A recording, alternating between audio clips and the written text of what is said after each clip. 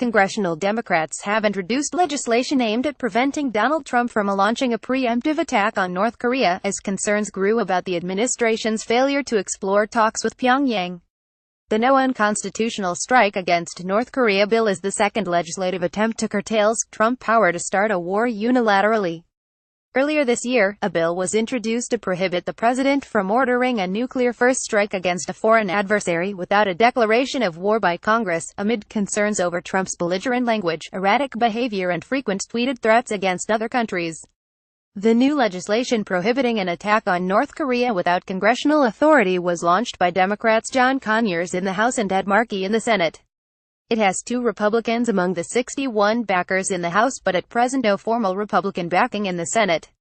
As a veteran of the Korean War, I am ashamed that our commander-in-chief is conducting himself in a reckless manner that endangers our troops stationed in South Korea and our regional allies, Conyers said.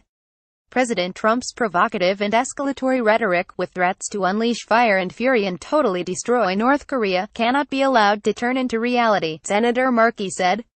As long as President Trump has a Twitter account, we must ensure that he cannot start a war or launch a nuclear-first strike without the explicit authorization of Congress. The bill's supporters acknowledge that it will not pass without attracting more Republican support, but they argue that it helps focus attention on the unlimited authority of a U.S. president to order the use of nuclear weapons, many of which can be launched within a few minutes. No official has the power to stop or even delay the launch. Senator Dianne Feinstein, speaking at a conference organized by the Plowshares Fund, a non-proliferation advocacy group, said she once asked the former head of U.S. Strategic Command if he would carry out a launch order even if he knew it was a catastrophically bad decision. "He looked me straight in the eye and said yes," Senator Feinstein recalled. Tensions on the Korean peninsula have reached critical levels since Pyongyang carried out a 6th nuclear test in September and a series of long-range missile tests. Trump has tweeted a series of threats against the regime and declared at the UN in September that he could totally destroy North Korea. Meanwhile, Trump and his administration have given mixed signals on whether they would consider any kind of dialogue with Pyongyang, and no overtures appear to have been made in that direction. NBC News reported on Thursday that Joseph Yun, the top American diplomat on North Korean issues, has been warning of a breakdown in diplomatic efforts at meetings in Congress and seeking help in persuading the White House to give negotiations a chance.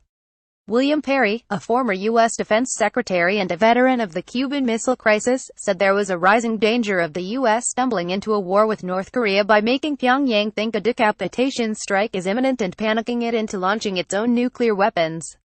"What we're doing is making the regime think they are about to go, so they might as well go out in a blaze of glory," Perry said, adding that the best thing Congress could do to stop the drift to nuclear war was to pass the Conyers-Markey legislation. "It doesn't seem now it can be passed, but things can change," he said.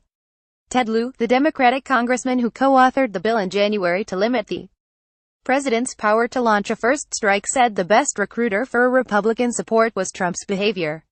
"Every time the president does something erratic, which is every day, we get more co-sponsors," Lieu said.